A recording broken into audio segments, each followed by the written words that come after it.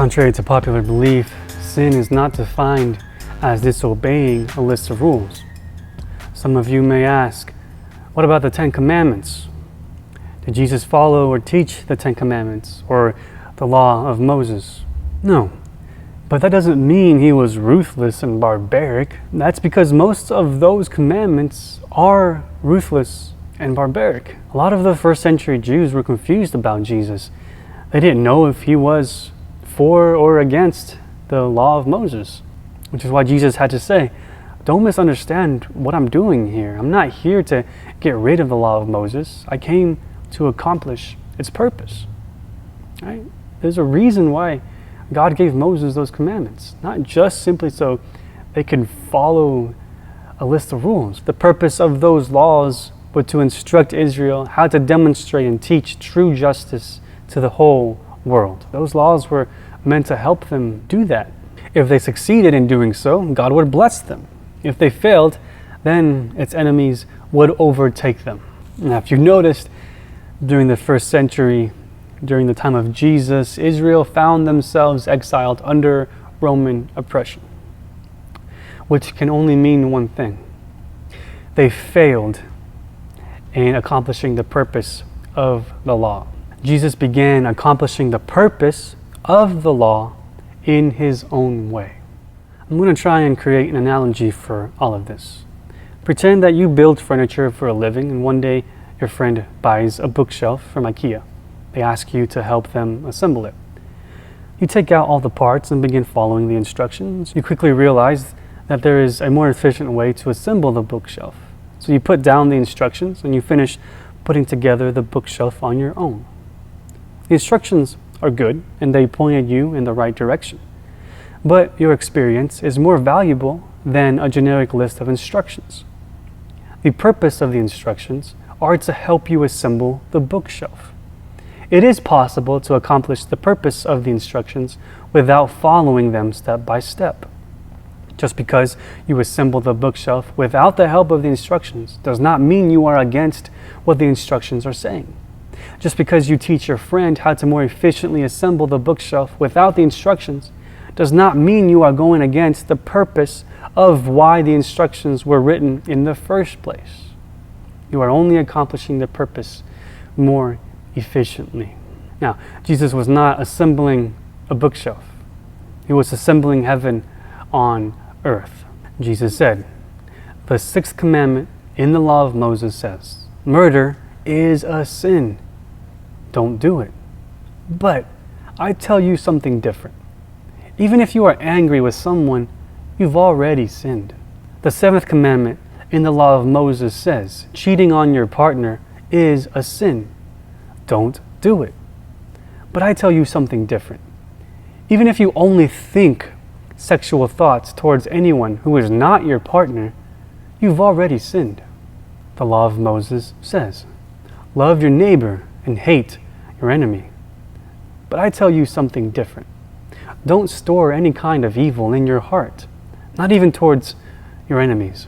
Do you see what Jesus is doing here? He's teaching what the law of Moses was attempting to teach Israel all along. Murder and adultery are bad, obviously. But Jesus was getting to the root cause of all that evil, which always begins in your heart and mind. A list of rules can only tell us how to act, but that's not enough. Jesus teaches us not only how to control our actions, but also how to control our thoughts and our emotions, which ultimately dictate our actions. According to Jesus, sin is not what we do, but rather the intention behind what we do, which makes the story of Adam and Eve much more interesting. Adam and Eve did not sin when they ate the fruit. They sinned when the thought of eating the fruit entered their head. The moment they decided to disobey was the moment that they sinned. The fruit had nothing to do with it. What are some sinful things today? Some people think that drinking alcohol is a sin, even though wine was the preferred beverage throughout the entire Bible. Other people think dancing is a sin, even though King David did it all the time. There's tattoos, smoking, cussing, etc. But are those things actually sinful? Now, did you know that the first mention of the word sin isn't actually in the story of Adam and Eve? It's actually in the story of Cain and Abel. Cain and Abel both give God a gift. Abel gives God the best he has to offer, and God accepts his gift. But God does not accept Cain's gift, which makes Cain very envious of Abel. God tells Cain, "Do not let sin take control of you. Only you have the power to control it." Now, was God telling Cain to not let sin force him to have a glass of wine or to dance to secular music? Of course not. God was trying to keep Cain from killing his brother. God was saying that sin is that which causes us to disrespect another person's humanity. Cain's envy towards his brother controlled him to the point of taking his life. So, is sin simply defined as an unjust action towards another person? Well, not necessarily. Jesus takes it a step further and says, any thoughts or emotions that influence us to oppress, disrespect, hurt, or abuse another person is also sin. For example, Cain would not have murdered his brother if he would not have allowed the feeling of envy to take over his heart and his mind. The prophet Isaiah defines sin as ignoring the suffering of the poor, taking advantage of the widow, and oppressing the orphan. The prophet Ezekiel defines sin as being prideful, having an excess amount of food while not sharing that food with those who are hungry. The prophet Amos defines sin as oppressing the poor, taking advantage of the needy. And I think the prophet Zechariah says it best. Render true judgment, show kindness and mercy to one another. Do not oppress the widow, the orphan, the immigrant, and do not devise evil in your hearts against one another. Now I want you to keep in mind the pattern here. Do not oppress the immigrant, the orphan, the refugee.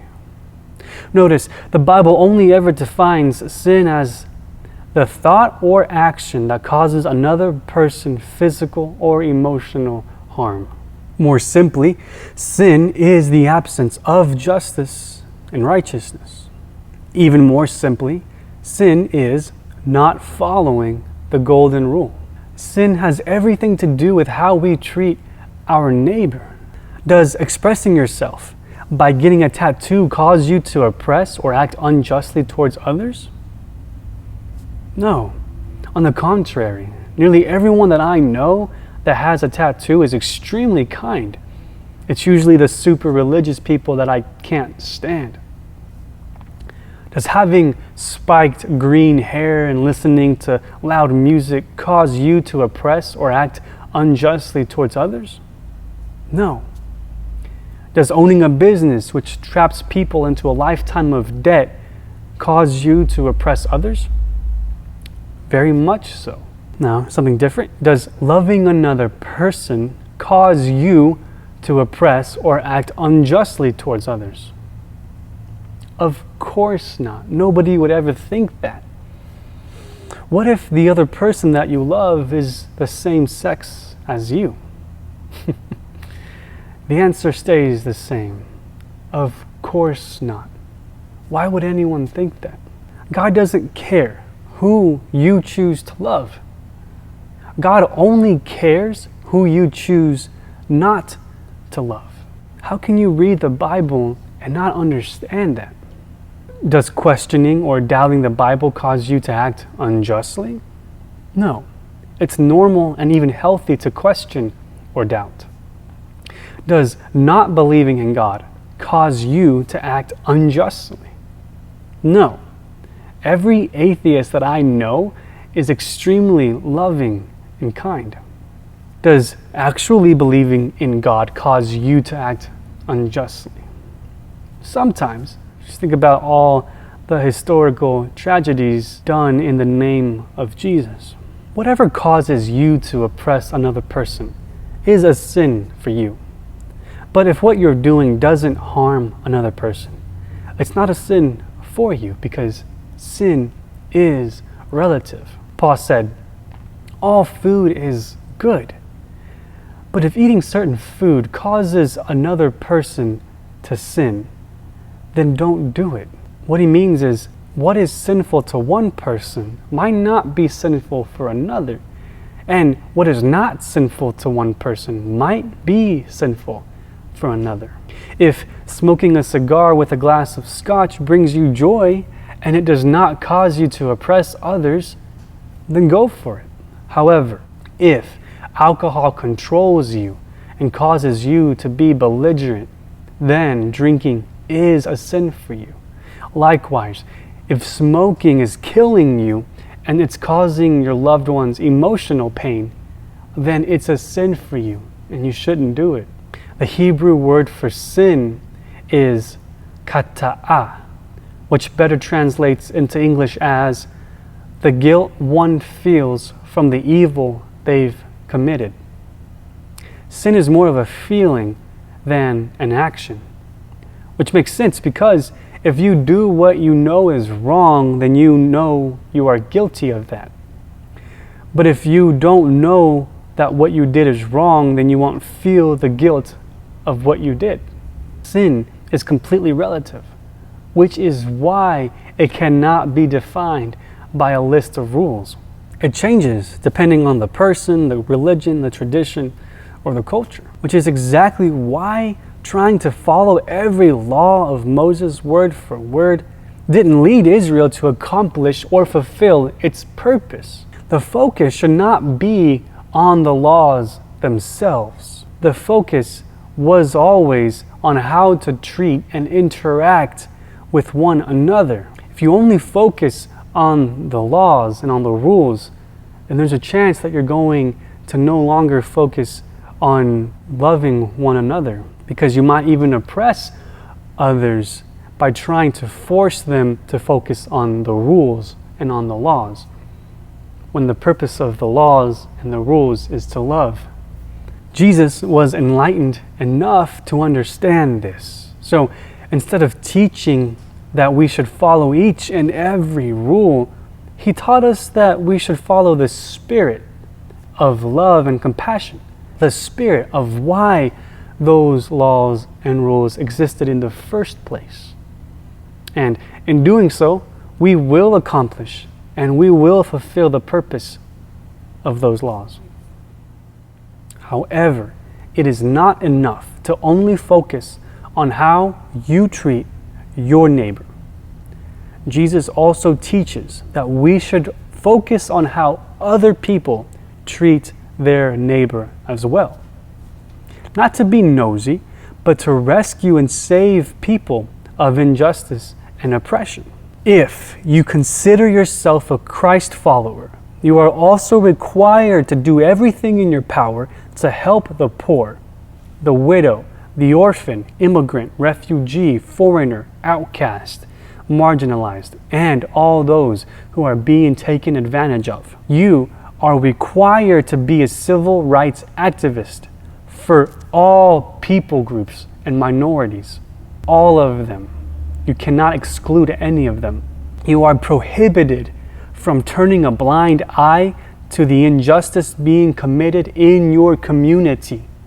You are prohibited from not helping others just because they are different than you, or because you are lazy and apathetic because their suffering isn't directly affecting you. Ignoring the suffering of those who look, think, worship, speak, or love differently than you makes you just as guilty as those who are directly oppressing them.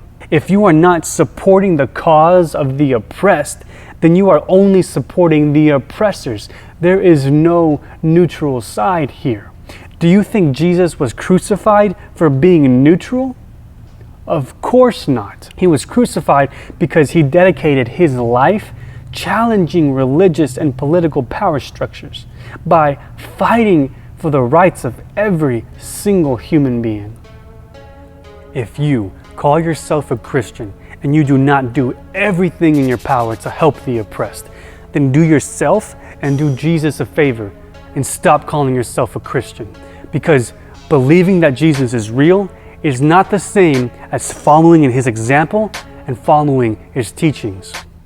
If you think your skin color makes you superior to others, if you demonize people of other religions or lack of religion, if you think it's just to kill someone in order to prove that killing is wrong, if you think it's just to oppress children and create orphans out of them and then stick those orphans into cages, if you think it's just to deny refuge to people who are suffering just because they were born outside of our borders, if you think it's just to get rich on the backs of the poor, if you say you care about unborn children while you completely ignore the suffering of millions of children who are already born, if you think women are less than men in any way, if you see anyone within the LGBTQ community as less than human, or if you deny them their rights, if even one of those things describe you, then you are anti-justice. You are anti-Jesus. You are anti-Christ.